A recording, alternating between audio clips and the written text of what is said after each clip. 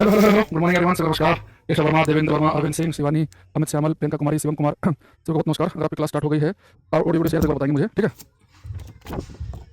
हम्म, जय श्री कृष्ण भाई, साहिल शुक्ला जी कह रहे हैं। तुम अगर क्लास नहीं चल रहा, चल गया चेक करो भी। सदाशिव राठौड़ कह रहे हैं, जय श्री राम, सागर कुमार कह रहे हैं, गुड मॉर्निंग। चमन राज कह रहे हैं, good morning. Gautam S Tiwari, Aradhya Shukla, Prateek, Gudiya से चल रहा माहौल, चलो। लव कुमार जी कह रहे हैं, राम राम। शिवम कुमार कह रहे हैं, ओके है, मेरा ऑप्टिक्स चैप्टर के 250 क्वेश्चन सोल्व कर लिए हैं, केशव वर्मा कह रहे हैं, बहुत बढ़िया। तो अब देखना, आज हम क्लास में पढ़ने वाले हैं लेंस एंड मिरर। अगर आप देख रहे होंगे, अभी मैं जो यूट्यूब पे क्वेश्चन भी करा रहा हूँ, उसमें लेंस और मिरर के भर के क्वेश्चन आ रहे हैं ना। अभी अमित श्यामल, तुम मुझे यहाँ पे दिखा भी था, ये इसमें यूट्यूब पर आता है डेली, 7 बजे वाली क्लास में। तो सीरियस होगा भाई, वाई कि नहीं। अभी हम करेंगे मिरर दर्पण, शुरुआत करेंगे मिरर से, दर्पण से। अभी आपको बहुत सारे बच्चों को लग रहा होगा सर वहाँ पे यूट्यूब पर जो है ये बड़े फास्ट मिरर के क्वेश्चन कर रहे हैं। मेरे से भी फास्ट आप करना शुरू कर दोगे, बस 2-4 क्लास आपको लेनी है। बहुत आसान है मिरर, शकल देख के आपके दिमाग में आने लग जाएगा आंसर ना, सारे के सारे। देखो बेटा, मैं 2 प्रकार के मिरर क्लास में डिस्कस करने हैं। कमेंट बाजी कम करो, अब यहाँ पे पढ़ाई पे ध्यान दो। अब साथ में नोट्स बनाना इसके मिरर के ना। एक हमें बेटा पढ़ना है मिरर में, प्लेन मिरर, समतल दर्पण, प्लेन मिरर, समतल दर्पण। एक हमने लिखना है यहाँ पर स्फेरिकल मिरर, स्फेरिकल मिरर्स, गोलाकार दर्पण। बेटा 2 प्रकार के मिरर हमारे सिलेबस में है, समतल और गोलाकार। एक चीज अच्छी क्या है कि जो प्लेन मिरर है, इसे हम ऑलरेडी पढ़ चुके हैं। अगर आपको याद आ रहा हो, जब मैंने आपको रिफ्लेक्शन परावर्तन पढ़ाया था, उस समय प्लेन मिरर तो पढ़ चुके हैं। अच्छा, इसमें भाई मैंने कल बोला था उनसे यार, एक बार और बोल देता हूँ। एक बैच में पीडीएफ नहीं आ रही है, एक सेकंड।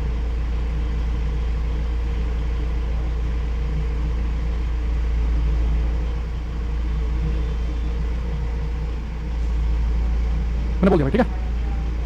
अब ये जो प्लेन मिरर हम पढ़ चुके हैं, प्लेन मिरर मैंने आपको पढ़ाया था ना कि प्लेन मिरर से आप जितना आगे खड़े होंगे आपकी इमेज उतना ही पीछे बनेगी। आपको अपनी पूरी इमेज देखनी है तो मिरर आपकी लंबाई का आधा होना चाहिए। प्लेन मिरर जो है इसकी पावर 0 होती है, इसकी फोकस पूरी अनंत पर होती है। ये सारी बातें मैं आपको ऑलरेडी पढ़ा चुका हूँ। ये प्लेन मिरर में प्रॉपर ही लिया है तो मजा आ गया। यानी हमारा 20-30% काम तो हो गया खत्म, क्योंकि प्लेन मिरर हम ऑलरेडी पढ़ चुके हैं। समतल दर्पण, अगर मिरर की तरफ 20% चलेंगे तो हमारी इमेज की स्पीड v होगी दर्पण के सापेक्ष, और भागने वाले के सापेक्ष होगी 2v। ऐसा क्वेश्चन पढ़ाया मैंने आपको। अब मैं आज की क्लास में केवल स्फेरिकल मिरर, गोलाकार दर्पण पढ़ने हैं। अब ये गोलाकार दर्पण में 2 प्रकार के होते हैं।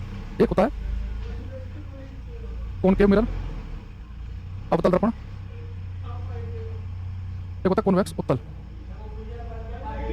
कॉन्वेक्स मिरर, उत्तल दर्पण। एक अवतल है, एक उत्तल है। तो ये हमें 2 मिरर जो है कृपया में डिस्कस करना है, ठीक है। अच्छा, दूसरी चीज पहले में समझेंगे कि गोलाकार दर्पण को गोलाकार ही क्यों कहते हैं, और गोलाकार में भी अवतल कौन सा होगा, उत्तल कौन सा होगा, वहां से भी क्वेश्चन बना रखे हैं। तो इस बात को समझेंगे तो सबसे पहले समझो कि गोलाकार दर्पण को गोलाकार क्यों कहा। तो मैं चाहूंगा कि मिरर वाले चैप्टर के नोट्स जो है ना आप मेरे साथ बनाएं, पीएनजी के भरोसे ना बैठें। जो बच्चा केवल मोबाइल चला के बैठ जाएगा, उससे केवल सिलेबस कंप्लीट होगा, वो चीजों को सीख नहीं पाएगा। सीखने के लिए साथ साथ में लिखना बहुत जरूरी है, ठीक है। अब देखो, ये जो गोलाकार दर्पण है, इसके टाइम में काम करते हैं। ये मैं पहले कांच का खोखला लेके आया, ये मेरे पास में है होलो स्फीयर ऑफ ग्लास। ये होलो स्फीयर ऑफ ग्लास, कांच का खोखला गोला, कांच का खोखला गोला, ये होलो स्फीयर ऑफ ग्लास, ठीक है। अब बड़ा दिक्कत क्या आती है बच्चे के साथ में कि जब सामने बोर्ड पे देखता है ना, ये गोला दिख रहा है तो सर्कल दिख रहा है, वृत्त दिख रहा है, 2D पिक्चर दिख रही है, तो ठीक है।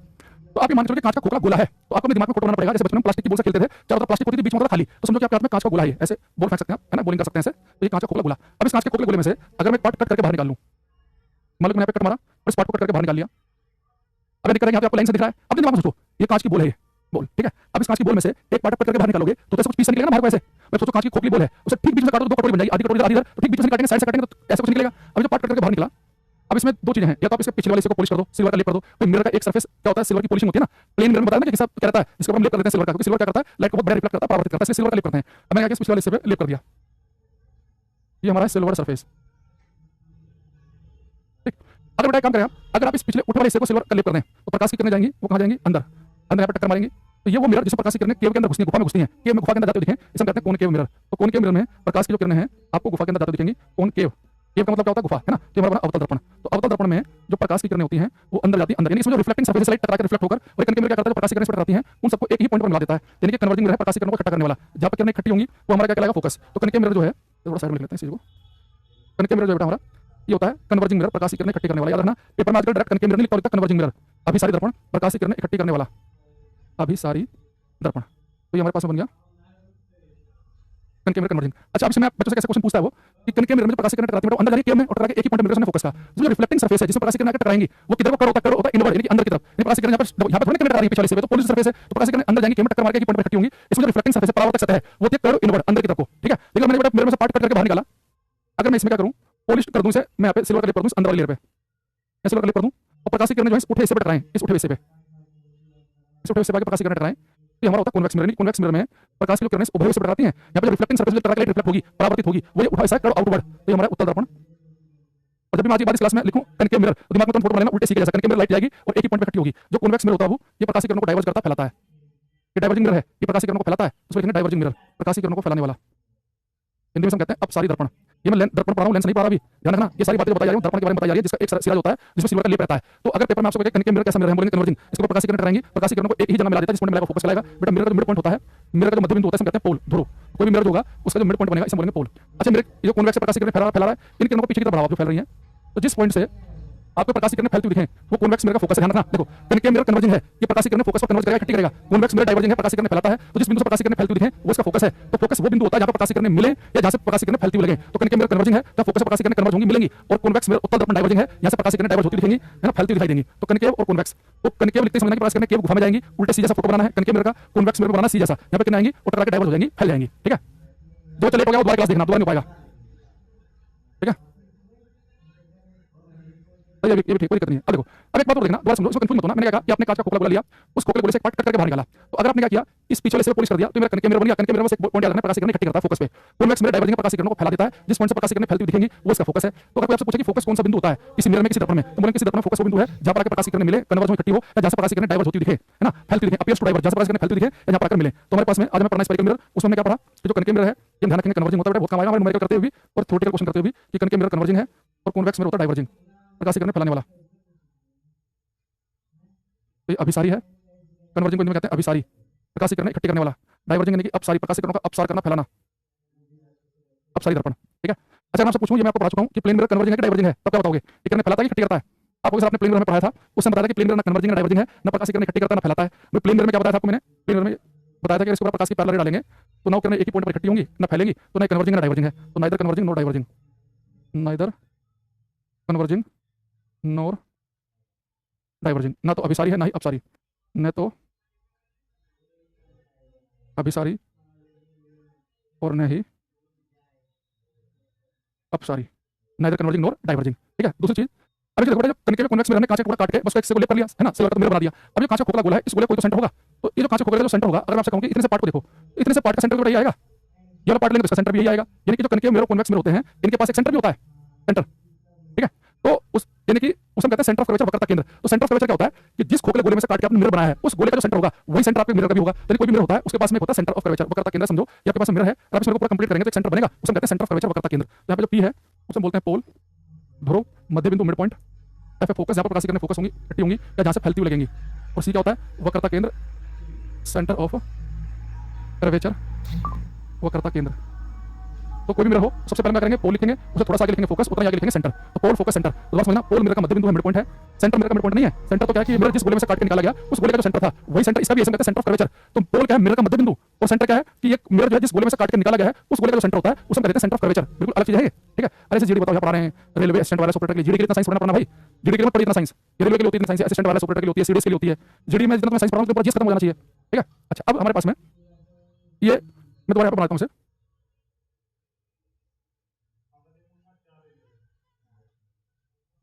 ये पोल, ये फोकस, ये सेंटर। बेटा बहुत दूर हम जाए मिरर थे, बहुत दूर, तो बहुत दूर एक पॉइंट बनेगा इन्फिनिटी। तो जब भी मैं इस क्लास में किसी मिरर का जिक्र करूंगा ध्यान रखना हमेशा मैं 4 पॉइंट लिखूंगा, एक पोल, थोड़ा सा आगे फोकस, फिर सेंटर, फिर इन्फिनिटी। बहुत दूर वाला पॉइंट इन्फिनिटी। तो पोल से फोकस के बीच तक की दूरी होती है उसमें कहते हैं फोकस दूरी, फोकस डिस्टेंस, और सेंटर तक की दूरी होती है उसमें कहते हैं रेडियस ऑफ कर्वेचर, वक्रता त्रिज्या। ठीक है, तो ये हमारे पास में जो एफ है इसे हम कहते हैं फोकस डिस्टेंस, फोकस दूरी। फोकस डिस्टेंस यानी कि फोकस तक की दूरी, और दूरी किसे नापेंगे हम, पोल से, हमेशा दूरी पोल से नापी जाएगी, फोकस दूरी। और आर क्या है, रेडियस ऑफ कर्वेचर, वक्रता त्रिज्या। बेटा एक फोकस दूरी है फोकस तक की, सेंटर तक की दूरी, रेडियस, इनमें रिलेशन होता है, बड़ा इंपॉर्टेंट है ये। कोई भी स्फेरिकल मिरर हो, चाहे कनिके हो चाहे कॉन्वेक्स हो, स्फेरिकल में दोनों आते हैं, अवतल उत्तल दोनों।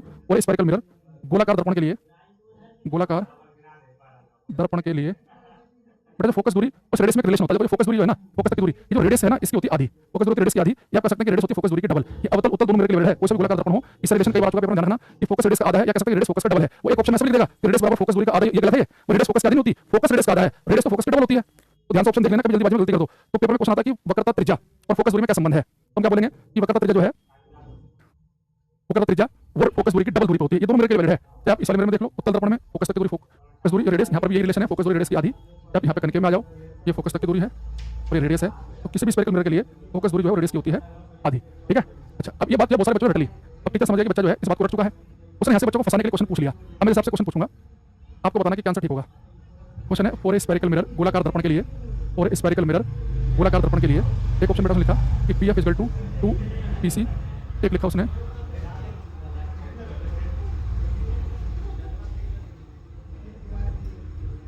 पी एफ बराबर, या ऐसे करते हैं,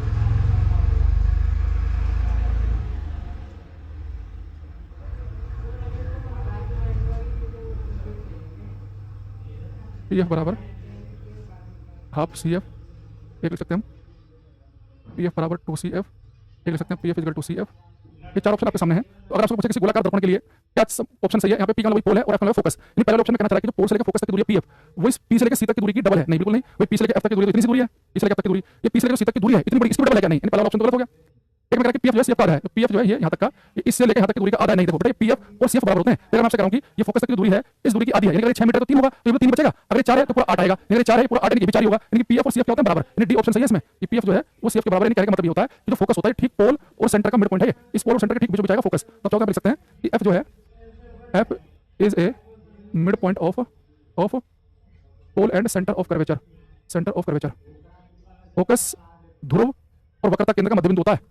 तो बच्चा डी और डी पर सब गलत है बेटा। पी एफ समझो ना क्या है? पोल से लेकर फोकस तक की दूरी, तो पोल से लेकर फोकस तक की दूरी किसके बराबर होती है? फोकस से सेंटर तक की दूरी के बराबर होती है। हाँ, अगर किसी ऑप्शन में लिखा होता कि पी एफ किसके बराबर है? पीसी के आधे के, तो बेटा पी एफ जो है पीसी के आधे के बराबर ठीक हो जाता। वही पी एफ क्या है? फोकस। तो और रेडियस क्या है? पीसी। तो पी एफ जो है वो मैं कह दूं कि पीसी का आधा है, या पर ठीक हो जाएगा। वही पी एफ जो है यहाँ से लेकर यहाँ तक की दूरी यानी फोकस दूरी, वो पीसी यानी कि रेडियस की आधी है, ठीक हो जाता। या मैं कह देता कि रेडियस क्या है? पीसी, पीसी क्या है? डबल है पी एफ के, तो ये भी ठीक हो जाता है ना। यानी कि जो ये फोकस दूरी, जो फोकस पॉइंट है एफ, ये पोल और सेंटर के ठीक बिल्कुल बीचों बीच होता है। तभी तो अगर ये 3 है, ये पूरा 6 आएगा, यानी कि ये भी 3 होगा। ये 5 है तो पूरा 10 होगा, यानी कि ये भी 5 ही होगा। यानी पी से लेकर एफ तक की दूरी है, वही फोकस से लेकर सेंटर तक की दूरी है। ठीक है, अब हमारे पास में, हाँ, तो ये ध्यान से पढ़ना, ये पोल से लेकर फोकस तक की दूरी, पोल से लेकर फोकस तक की दूरी यानी कि एफ, ये कह डबल है किसके? पी से लेकर सी तक की दूरी, पोल से तक की दूरी रेडियस के बराबर। तो फोकस और रेडियस का डबल नहीं होता है, गलत हो गया ऑप्शन पहले वाला। फोकस तो रेडियस का आधा होता है, समझ रहे हो? और ये पीएफ जो है वो सीएफ के बराबर है ना, कि पीएफ सीएफ का आधा बनेगा। अरे बस समझ नहीं है ये, है ना? समझ बात को कि पोल से लेकर फोकस तक की जितनी दूरी होगी, पोल से लेकर फोकस तक की जितनी दूरी होगी, फोकस से सेंटर तक की भी उतनी दूरी होती है। यानी फोकस जो है ये पोल और सेंटर का ठीक बीचों बीच में आधा होता है। अरे क्वेश्चन मारो कि नहीं आ रहा है? तो बिल्कुल बेसिक से चलना, ढंग से समझना, तब आगे मेरे कर पाओगे। आज इस बार मेरा follow the law of reflection mister Tiwari एक बार उठा के बताया करो क्लास में, सारी क्लास पढ़ा करो, ठीक है? ये जब मन करा क्लास में चले आए, जब आपको प्लेन मिरर पढ़ाया था, लॉ ऑफ रिफ्लेक्शन पढ़ाए थे, वो चिल्ला चिल्ला के बताया हमने कि रिफ्लेक्शन के लिए हम हर मिरर पे काम करते हैं। तो प्लेन मिरर हो, कनकेव हो, कॉन्वेक्स हो, कनकेव कॉन्वेक्स स्फेरिकल मिरर है, गोलाकार दर्पण है, हर तरह के मिरर पे काम करेंगे, ठीक है? अब हम यहाँ पे आते हैं, अब लिखेंगे हम वन बाय वन पोस्टमार्टम करेंगे कि कौन सा मिरर कहाँ पर इमेज बनाता है। बच्चों को बड़ी दिक्कत आती है, लेकिन आपको नहीं आएगी, ध्यान समझना। कनकेव मिरर देखो, कनकेव मिरर ये हमारे पास में ये पोल है, ये फोकस, ये सेंटर, ये इन्फिनिटी। अब इसका बहुत बेसिक सी बात आप समझ गए कि अभी तक मैंने कुछ नहीं बताया, बस बताया कि जो फोकस तक की दूरी होती है वो रेडियस की आधी होती है, या रेडियस फोकस का डबल होता है। या एक छोटी सी बात क्या बताया कि कनकेव मिरर आपके दिमाग में आए तो दिमाग में आना चाहिए कन्वर्जिंग मिरर प्रकाश की किरणें इकट्ठी करता है। कन्वर्जिंग मिरर अभिसारी दर्पण प्रकाश की किरणें इकट्ठी करने वाला, ठीक है? आगे सुनना सुना, एक बच्चा लिख रहा है कि आप पढ़ाते हो लगता है कि आपको आता है, बाकी ऐसा लगता है कि रटकर आए हैं।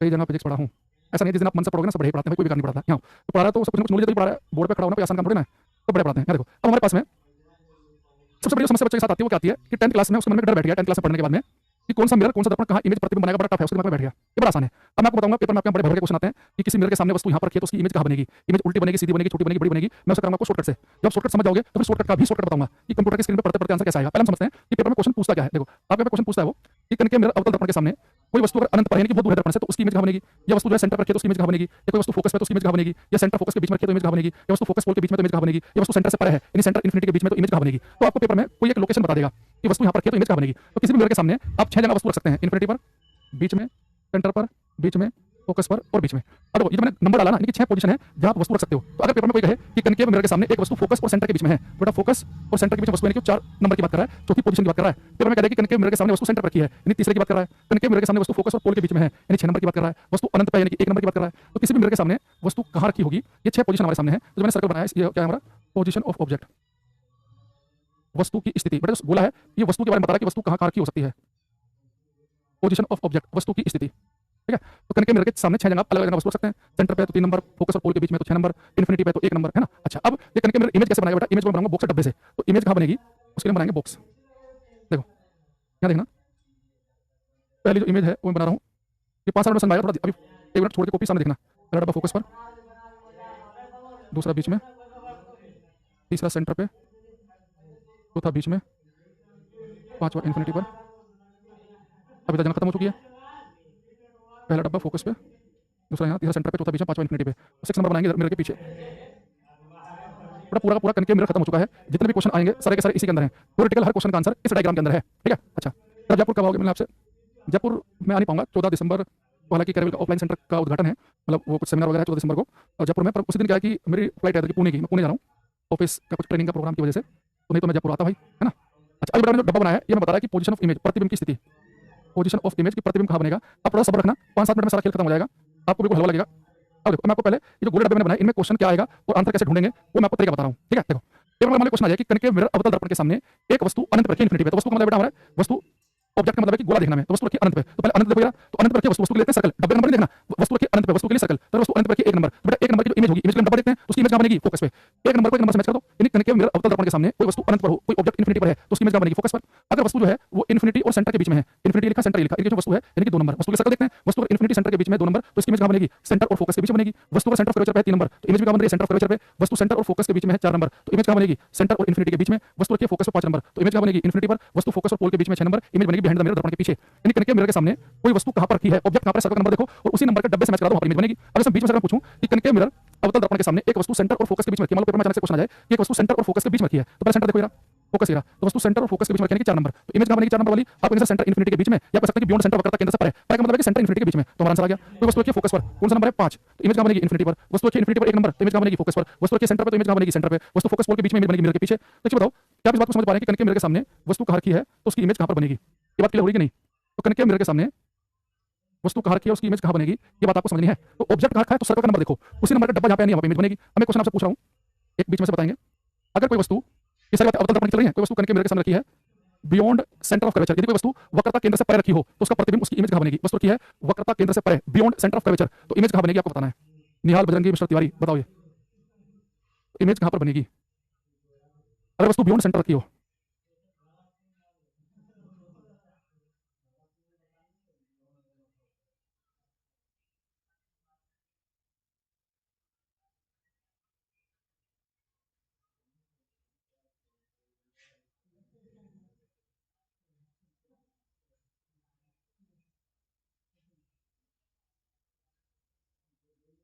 देखो वस्तु का बेटा बियॉन्ड सेंटर, पहले तो सेंटर का लिखा बियॉन्ड सेंटर यानी सेंटर से परे, तो बियॉन्ड सेंटर का मतलब है कि वस्तु रखी है सेंटर इन्फिनिटी के बीच में। तो वस्तु यानी कि ऑब्जेक्ट देखा सर्कल की 2 नंबर, तो 2 नंबर की इमेज बनेगी, 2 नंबर का डब्बा की इमेज बनेगी सेंटर और फोकस के बीच में। तो बच्चों ने सेंटर और फोकस के बीच में लिखा है, यानी वो गेम समझ गए हैं, है ना। अच्छा ठीक है भरत लाल मीना जी, ओके आगे बस में। अच्छा देखो दूसरी चीज देखना, जितने बेटा मैंने आपके सामने ये डब्बे बनाए हैं ये सब लाइन के नीचे हैं, डब्बे क्या है लाइन के नीचे, अगर डब्बे लाइन के नीचे हो इसका मतलब सारी सारी इमेज उल्टी बन रही है। तो जो आपको जितनी इमेज दिख रही है फोकस पे, फोकस सेंटर के बीच में, सेंटर पे, सेंटर से बियॉन्ड इन्फिनिटी पर, ये सारे प्रतिबिंब उल्टे हैं, इन्वर्टेड। ये सारी इमेज उल्टी और उल्टी में होती है रियल वास्तविक, तो सारे सारे उल्टे और वास्तविक प्रतिबिंब है। डब्बा लाइन के जो बंदा लाइन के ऊपर ये इमेज सीधी, ये image Sidhi, erect and virtual, तो सीधा और आभासी, इरेक्ट एंड वर्चुअल। तो अगर मैं आपसे कहूं कि कण के मिरर के सामने एक वस्तु इन्फिनिटी पर रखी है 1 नंबर, तो इमेज बनेगी फोकस पर, चलिए आपको 1 नंबर का नंबर समझ कर फोकस बनेगी, कैसे बनेगी उल्टी। वस्तु सेंटर बन रही है, इमेज बन रही है उल्टी, ये भी इमेज उल्टी बन रही है, ये उल्टी बन रही है, उल्टी बन रही है, जो मिरर के पीछे बन रही है सीधी बन रही है, ठीक है। अब देखो यहां से कितनी बातें बता सकते हो। अगर पेपर में क्वेश्चन आ जाए कि कण के मिरर जो है उल्टी इमेज बनाता है कि सीधी बनाता है, दोनों प्रकार के मन बने, दोनों प्रकार की कण के मिरर उल्टी इमेज बनाता है सीधी भी बनाता है, पर वो बात अलग है कि सीधी इमेज केवल एक ही केस में बनाएगा, एक ही केस में। अगर कण के मिरर के सामने वस्तु सेंटर, वस्तु फोकस और पोल के बीच में होगी यानी 6 नंबर, तभी इसकी इमेज क्या बनेगी सीधी, यानी कि ये स्पेशल केस हो गया। ये भाई देखो बाकी जगह आप वस्तु जो है इन्फिनिटी से फोकस के बीच में इमेज बन रही है उल्टी, एक ही जगह ऐसी है वस्तु फोकस से पोल के बीच में रखी है 6 नंबर, तो उसकी इमेज सीधी बन रही है। तो कण के मिरर में से 10 में से 4 से 6 बार वो ये एक ही क्वेश्चन पूछता है, रियल का मतलब क्या होता है, जब प्लेन मिरर वहां पर क्या होता है रियल का मतलब। तो अगर कण के मिरर के सामने कोई वस्तु फोकस और पोल के बीच में रखी है, एक ही जगह ऐसी है कि कण के मिरर के सामने अगर वस्तु फोकस और पोल के बीच में रखी हो तो उसकी इमेज सीधी बने, तो क्वेश्चन बताता है। तो कई बार आप इस बात को वैसा रखना कि कण के मिरर के सामने वस्तु रखी है फोकस और पोल के बीच में, तो पोल का एक मतलब खंभा भी होता है, खंभा तो सीधा खड़ा होता है, यानी कण के मिरर के सामने वस्तु फोकस और पोल के बीच में है यानी इमेज बनेगी सीधी। अदरवाइज हमेशा कण के मिरर उल्टी इमेज बनाता है। तो बहुत बताइए कि कण के मिरर के सामने वस्तु कहां रखें कि सीधी इमेज बने, तो कहां रखें, पोल और फोकस के बीच में, ठीक है। तो जगह 6 वाली कंडीशन बोलेगा, मैं 6 वाली ही आती है पेपर में कि कण के मिरर के सामने वस्तु कहां रखें। अच्छा दूसरी चीज एक बार और समझना बात को यहाँ पर कि कण के मिरर के सामने, अच्छा एक बच्चा पूछा था, मैं फिर से बता देता हूं, आप लोग भूल जाते हो। ये जितनी इमेज बन रही उल्टी उल्टी होती है रियल वास्तविक, मैंने बताया कि रियल इमेज का मतलब वो इमेज होती है जिसे आप स्क्रीन पर पर्दे पर उतार सकते हैं। सीधी इमेज होती है स्क्रीन पर्दे पर नहीं उतार सकते, जिसे केवल आप आभास कर सकते हैं, महसूस कर सकते हैं मिरर में, लेकिन उसे स्क्रीन पर्दे पर नहीं उतारा जा सकता।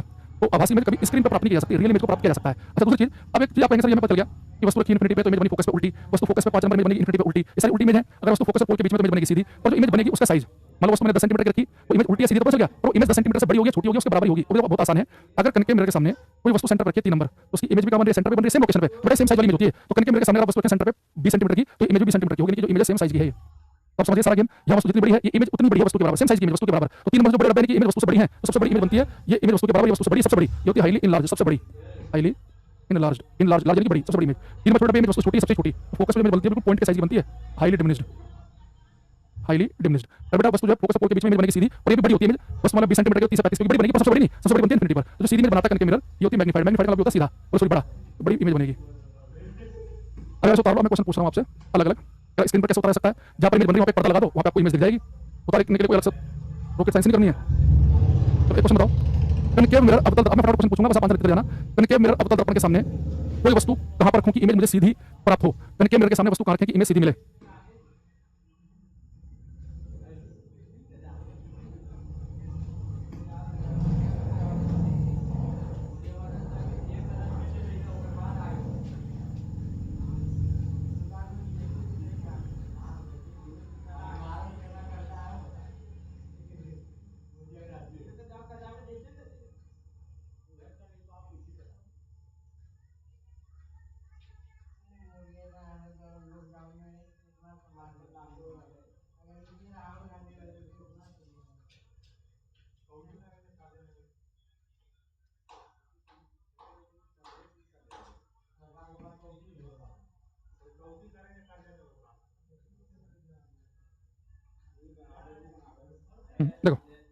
देखो ध्यान से, इमेज मुझे सीधी चाहिए, वस्तु कहां रखेंगे, पोल से फोकस के बीच में रखेंगे तभी इमेज क्या मिलेगी सीधी, अदरवाइज सीधी नहीं मिल सकती। तो आपसे पूछे कनकेव मिरर के सामने वस्तु कहां रखें सेम साइज की इमेज मिले, तो सेंटर पर रखेंगे तभी सेम साइज की इमेज मिलेगी। अच्छा, अगर आपसे पूछे कि कनकेव मिरर की मैग्निफिकेशन लिखते हैं, आवर्धन क्षमता, मैग्निफिकेशन, आवर्धन, आवर्धन क्षमता, मैग्निफिकेशन, देखो सबसे पहले देखो मैग्निफिकेशन में दो बातें बताती है।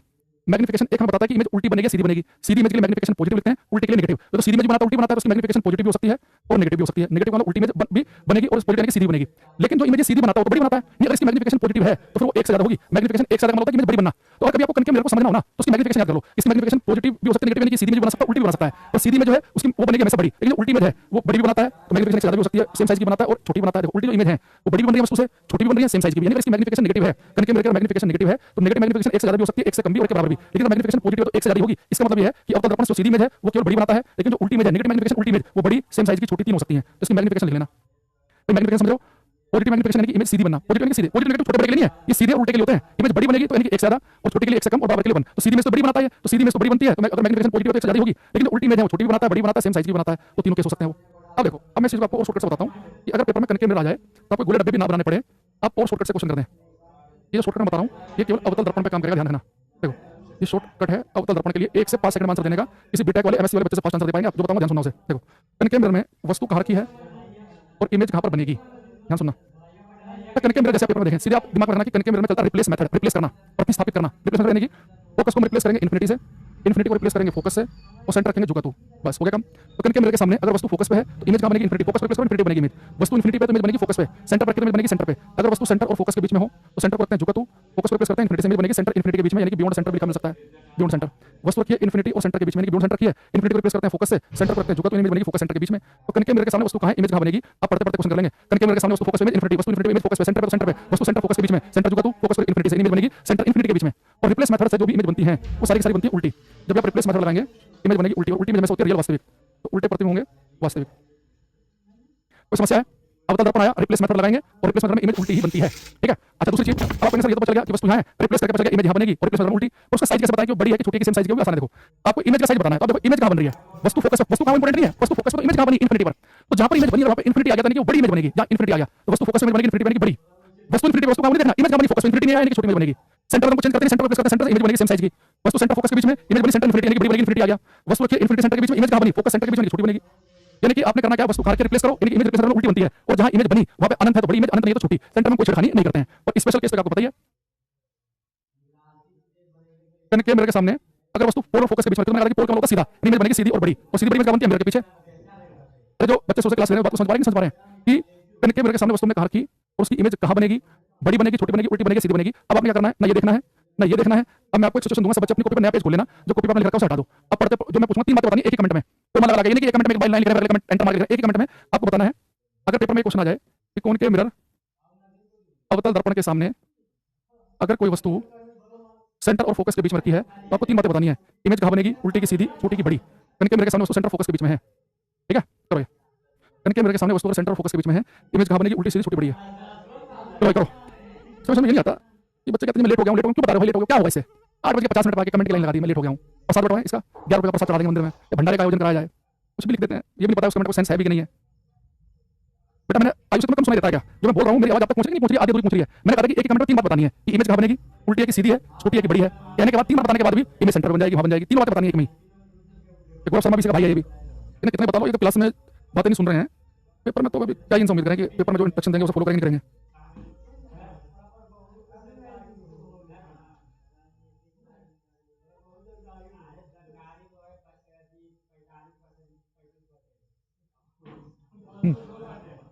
देखो, अब बेटा हमें कनके मिरर में पता है कि शॉर्टकट तरीका चलता है, वस्तु के सेंटर और फोकस के बीच में तो इमेज कहाँ बनेगी, सेंटर को रिप्लेस करते हैं, सेंटर से फोकस को इन्फिनिटी से इमेज बनेगी, सेंटर इन्फिनिटी के बीच बनेगी बियॉन्ड सेंटर।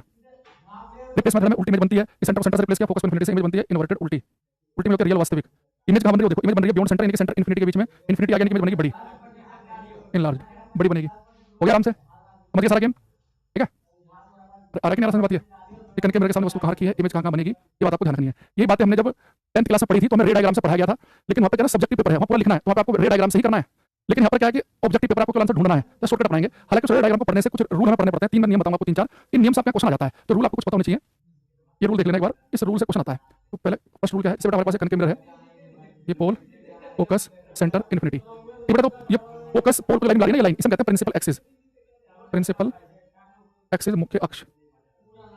पेपर में क्वेश्चन आता है कि मुख्य अक्ष के समानांतर आने वाली प्रकाश की किरण, मुख्य अक्ष के प्रिंसिपल एक्सिस ये वाली लाइन, मुख्य अक्ष के समानांतर आने वाली प्रकाश की किरण अवतल दर्पण से परावर्तन के बाद कहां से पास करेगी, ठीक है। अगर प्रिंसिपल एक्सिस के पैरेलल प्रकाश की किरण आ रही है, ये रिफ्लेक्शन का बेटा पास करती है फोकस से, फोकस से। रूल नंबर जो 2 है वो ठीक इसका उल्टा है, रूल नंबर 2 जो है वो ठीक इसका उल्टा। देखो अभी मैंने आपसे बात बोली कि भाई जो प्रिंसिपल एक्सिस है इसके समानांतर कोई प्रकाश की किरण आएगी तो टकरा के फोकस से पास करेगी। तो अगर कोई किरण फोकस से पास कर रही हो तो उसके साथ क्या होगा, आप कहेंगे सर जो पैरेलल थी फोकस से पास कर रही है तो फोकस से पास करने वाली टकराने के बाद में प्रिंसिपल एक्सिस के पैरेलल हो जाएगी। एक ही बात है, पैरेलल वाली टकरा के फोकस से पास कर रही है तो फोकस से पास करने वाली टकराने के बाद में हो जाएगी पैरेलल, ठीक है। तीसरा रूल क्या है, ये तीसरा वाला जा जाता है पेपर में, ये कनके मिरर है हमारा, ये पोल, फोकस, सेंटर, इन्फिनिटी। अगर प्रकाश की किरण इस सेंटर ऑफ कर्वेचर वक्रता केंद्र से पास कर रही हो तो टकराने के बाद उसी पाथ पर उसी मार्ग पर लौट आती है। तो पेपर में क्वेश्चन आता है कि कनके मिरर अवतल दर्पण में प्रिंसिपल एक्सिस पर मुख्य अक्ष पर कौन सा बिंदु है जिससे पास करने वाली प्रकाश की किरण टकराने के बाद में उसी पाथ को रिट्रेस करती है, उसी मार्ग पर लौट आती है, सेंटर वाला, फोकस वाला नहीं। फोकस से पास करने वाली प्रकाश की किरण तो टकराकर पैरेलल हो जाती है, तो पैरेलल जो है टकरा के फोकस से पास करेगी, जो फोकस से पास करेगी टकरा के पैरेलल हो जाएगी, और सेंटर से पास करने वाली उसी पाथ पर लौट आती है। चौथा पॉइंट, अगर प्रकाश की जो किरण है अगर वो पोल पर टकराए, मान लो कि अल्फा एंगल पे, आपको पता है कि रिफ्लेक्शन के नियम जो है परावर्तन के नियम हर दर्पण पे काम करते हैं। अगर यहाँ पे लाइट टकराई प्रिंसिपल एक्सिस से, पोल पर टकराई अल्फा एंगल पर, तो किस एंगल पर जाएगी, अल्फा एंगल पर ही आएगी लाइट, जिस एंगल पर आएगी प्रिंसिपल एक्सिस से उस एंगल पर ही चली जाएगी, ये भी एंगल अल्फा ही होगा। तो पेपर में एक तो आपसे पूछा कि पैरेलल टकराई कहां से पास करेगी, फोकस से, या फोकस से पास करने वाली टकराने के बाद क्या हो जाएगी प्रिंसिपल एक्सिस मुख्य अक्ष के समानांतर, ये वाला ज्यादा इंपॉर्टेंट है कि सेंटर से पास करने वाली उसी पाथ को रिट्रेस करती है, उसी मार्ग पर लौट आती है, ठीक है। हाथ वाली ने सही लिख दिया, parallel to principal axis then on focus and vice versa when it crosses the centre of curvature it will retrace its original path, तो ओरिजिनल पाथ को रिट्रेस करेगी, ये जरूर ध्यान रखना। ये बड़ा रूल है, इनसे क्वेश्चन आप यहाँ पे आए हुए हैं, इन्हें जरूर ध्यान रखेंगे, ठीक। अब हम ये हमारे पास में हो गया कि कनके मिरर जो है अवतल दर्पण जो है वो कैसे कैसे इमेज बनाता है। रिप्लेस मेथड दिमाग में रखेंगे, फोकस वाली इमेज इन्फिनिटी पर, इन्फिनिटी वाली फोकस पर, सेंटर वाली सेंटर पे। स्पेशल केस क्या है, वस्तु फोकस और पोल के बीच में है तो इमेज बनेगी सीधी, क्योंकि पोल खंभा का होता है सीधा, इमेज बनेगी सीधी मिरर के पीछे। और एक मैंने बताया कि ये कुछ रूल कल की क्लास में कुछ कॉन्सेप्चुअल क्वेश्चन पीडीएफ से पूछूंगा इसमें आते ही, और एक आपको बताऊंगा कनके मिरर का यूज कहां करते हैं। फिर हम पढ़ेंगे कॉन्वेक्स मिरर, कॉन्वेक्स मिरर में इमेज कैसे कैसे बनती है उसका यूज फिर हम मिरर फॉर्मूला के न्यूमेरिकल करेंगे। तो कल की क्लास में हम कनके मिरर और कॉन्वेक्स मिरर तक कंप्लीट कर चुके होंगे। कॉन्वेक्स बहुत ही आसान है, कनकेव का 20% भी नहीं है उसमें, ठीक है। आज के लिए बता देते हैं, बाकी मिलेंगे हम कल की क्लास में। आज क्लास कैसे रहेगा बताएंगे, जो तो शुरू से 9 बजे क्लास 8 बजे क्लास में बैठे उनकी बात कर रहा हूं मैं, जो उठा के आ रहे हैं 8:30 बजे 8:50 पर और बता मैं लेट हो गया हूं, जैसे इसके लिए कोई स्पेशल आरती रखी जाएगी, ये लेट हो गया, ये उनकी बात नहीं कर रहा मैं क्लास में। 1 घंटा करो, पूरा सीरियसली पढ़ा करो ना, हमारा टाइम पास करो ना, हमारे पास तुम्हारा टाइम पास करने का टाइम है ना तुम्हारे पास होना चाहिए। पेपर इतना नजदीक है कि और पेपर एक के बाद आ ही रहे। अब तो आपके पास इतनी अपॉर्चुनिटी है, एसएससी के भी पेपर होते हैं, रेलवे तो इतने पेपर निकाल रहा है सब टाइम से, अभी सरकारी नौकरी नहीं ले पाओगे फिर तो समझो कि डिजर्व भी नहीं कर रहे, है ना। वैकेंसी बहुत आ रही है, ऐसा नहीं है। टेक्नीशियन खत्म हो गई, दूसरी आ गई, एलपी की आ गई, ग्रुप डी खत्म हो गई, दूसरे एकदम से आ जाएंगी, डीजल की, सीपीओ की, एमटीएस की, इतनी अलग निकल रही, स्टेट्स की अलग निकलती है। तो बात है कि स्टेट का थोड़ा सा मामला ढीला होता है, पर बिहार वाले तो सही निकाल रहे हैं उसमें भी, स्टेट में भी। इस सीरीज से कौन चैप्टर देखते हैं, पता नहीं क्या लिखा है आपने, मॉक टेस्ट कब स्टार्ट होगा आई डोंट नो। चलिए क्लास चलो, कल मिलते हैं, थैंक यू। कल के प्यार उसको मिलेंगे हम, हाँ अब मिलेंगे मंडे को, और संडे को अगर आप पाना चाहो तो यूट्यूब पर सुबह 11 बजे कैरेबिल